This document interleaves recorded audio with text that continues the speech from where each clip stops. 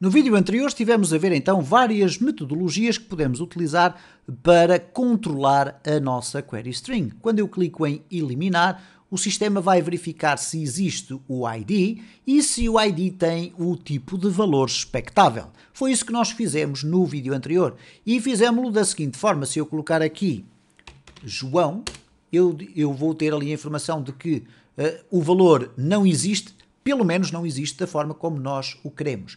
E se eu colocar aqui ID X e colocar aqui um valor válido, que era, por exemplo, um ID igual a 2, o que vai acontecer é que vamos ter também isso controlado. Obviamente que nós não queremos mostrar esta mensagem, o que tradicionalmente nós devemos fazer numa circunstância destas, e esta só acontece deliberadamente porque alguém vem aqui a alterar os dados na tentativa de procurar alguma falha no nosso sistema, é chutar para canto, basicamente. O que é que isto significa na prática? Que é, não há aqui uma mensagem de erro. Quem faz este tipo de alteração manual está propositadamente a tentar encontrar falhas no nosso sistema e, portanto, nem sequer merece ter uma mensagem de erro. Então, o que nós fazemos é chutar para canto. Não dizemos que não existe, nem nada do género. Simplesmente colocamos aqui um header, por exemplo, e vamos colocar aqui um location index.php.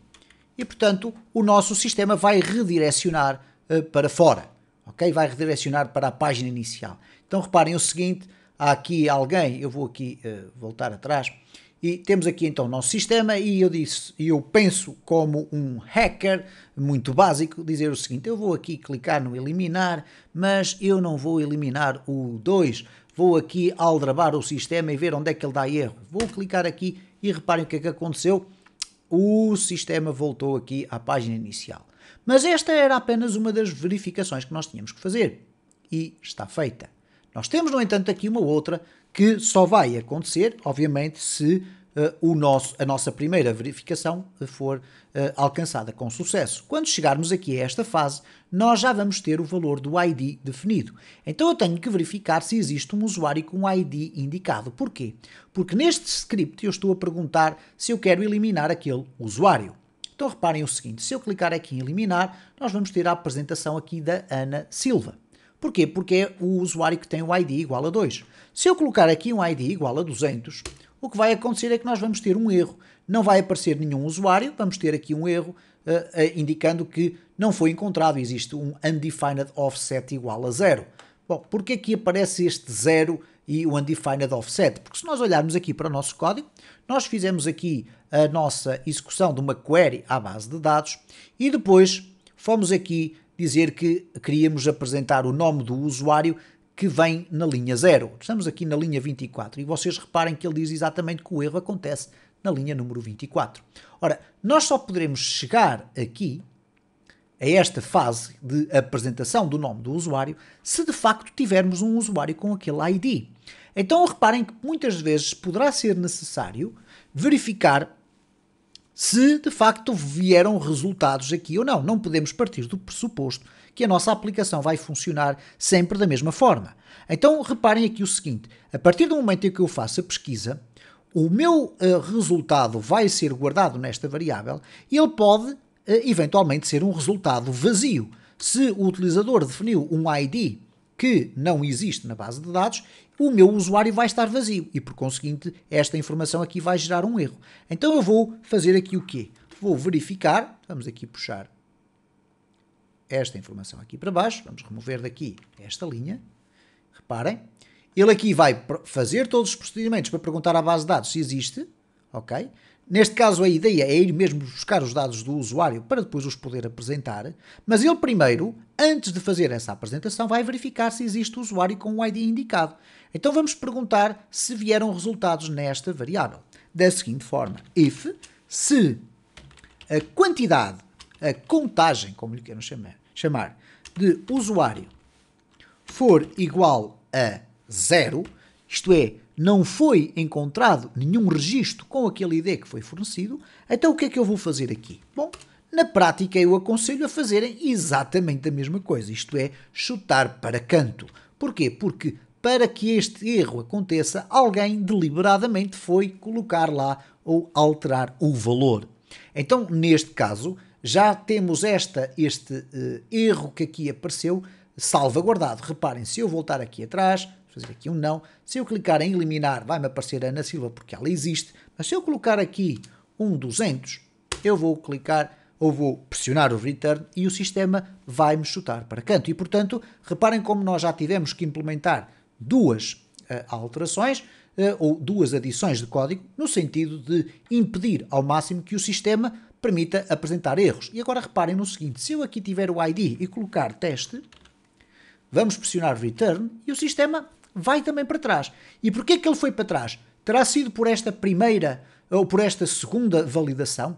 Não, foi por causa da primeira, porque na primeira ele está à espera que o valor seja validado como um valor inteiro, isto é, um valor numérico. Então, por um lado ou pelo outro, nós já estamos a impedir ao máximo, ou quase ao máximo, diria eu, que o nosso sistema possa gerar algum erro, ok? E, portanto, muita atenção a esse pormenor, porque é importante vocês, ao implementarem um mecanismo de gestão de utilização ou gestão de estoques, ou seja do que for, que tenham este conjunto de critérios de segurança. Eu vou fazer aqui este teste, que é colocar aqui o ID igual a espaço 2. Vou pressionar o return e reparem, não houve qualquer problema. Isto é, o ID foi passado corretamente. Bom, vamos verificar aqui o que é que acontece no sim. O ID foi igual a 2. Ok? Então, muita atenção, por vezes há determinado tipo de erros que o sistema permite. Porquê? Porque o símbolo da percentagem 20 significa espaço, mas automaticamente o sistema vai fazer aquilo que se designa tecnicamente por um trim, isto é, eliminar espaços à esquerda e à direita e vai corretamente pedir aqui os valores. Bom, vamos fazer aqui uma outra experiência, que é colocar um 2 menos 1. Ok? E vamos aqui fazer um return, e o que é que acontece? Apesar de termos colocado ali aparentemente uma operação aritmética, o sistema não esteve para brincar com aquilo e não aceitou. Simplesmente interpreta o sinal do menos, isto é, o hífen, não como sinal matemático de adição ou subtração, ou seja o que for, mas interpreta aquilo como se fosse um texto, porque a partir do momento em que eu coloco aqui 2 mais 1, por exemplo, deixou de ser um valor numérico e passa a ser uma string, isto é, uma cadeia alfanumérica.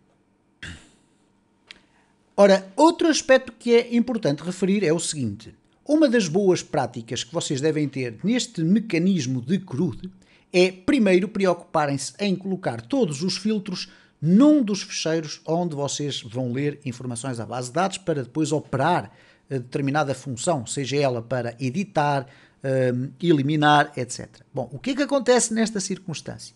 Depois de vocês fazerem a implementação e fazerem os testes, não podem esquecer-se nunca de replicar esta informação para os outros scripts onde existem necessidades semelhantes. Por exemplo, eu estou a ver aqui o editar o usuário, e o editar o usuário também tem aqui o ID igual a getID. Ora, é evidente que eu vou ter aqui um problema quando clico aqui no editar, e se eu for alterar ali o ID para teste, nós vamos ter aqui erros. Reparem que este erro inclusive aparece aqui dentro. Porquê? Porque eu estou a tentar injetar ali dentro o nome do usuário selecionado. Bom, então nesta circunstância, depois de nós termos já implementado estes mecanismos aqui, nós podemos replicá-los para os outros fecheiros, para os outros scripts. Neste caso, este vai filtrar primeiro, verificar se o ID existe e se é um valor inteiro. Se não for, chuta para canto. Depois vai buscar o ID, vai buscar os parâmetros do utilizador, e o que é que nós vamos fazer aqui? Vamos novamente aqui colocar também esta contagem. Verifica se existe o utilizador. Então vamos puxar aqui e vamos colá-la aqui embaixo.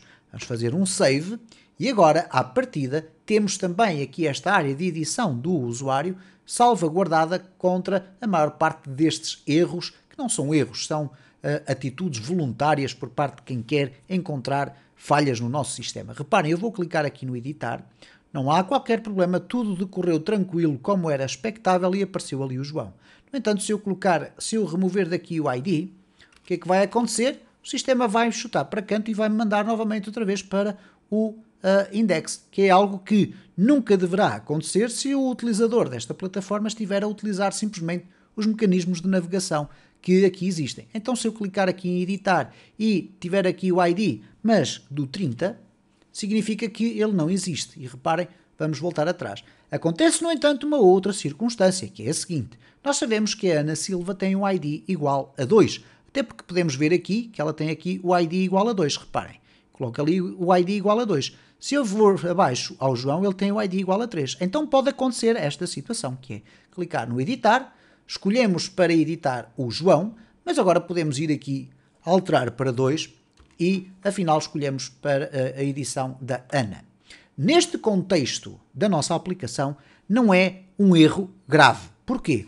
Porque eu tenho a possibilidade de facto de editar ou eliminar cada um destes elementos sem qualquer problema. Portanto, eu ter a possibilidade de chegar lá em cima e alterar um valor para algo que eu posso fazer por navegação aqui, não se trata apenas de um erro. Okay? No entanto, há alguns aspectos a ter em conta. Imaginem que, por exemplo, estamos a trabalhar num sistema de gestão de usuários que é um sistema que necessita de permissões do utilizador.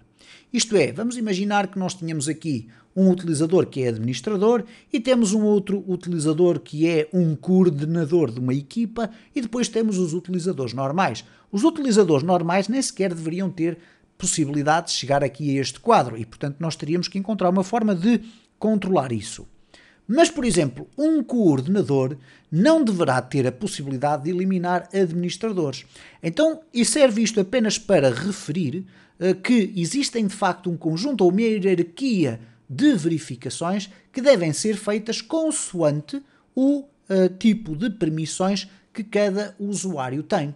Ora, estamos já a entrar aqui num domínio bastante mais avançado do desenvolvimento de aplicações, que implicaria, obviamente, termos aqui na nossa base de dados um conjunto maior de dados dos nossos utilizadores, isto é, para além de termos aqui o ID do usuário, a sua password e depois este date time, nós teríamos que ter mais um campo, por exemplo, com o role ou com o type, isto é, com um campo que indicasse qual era o papel dessa pessoa na organização e, porventura, só permitir que um administrador logado tenha acesso àquela funcionalidade da gestão de utilizadores.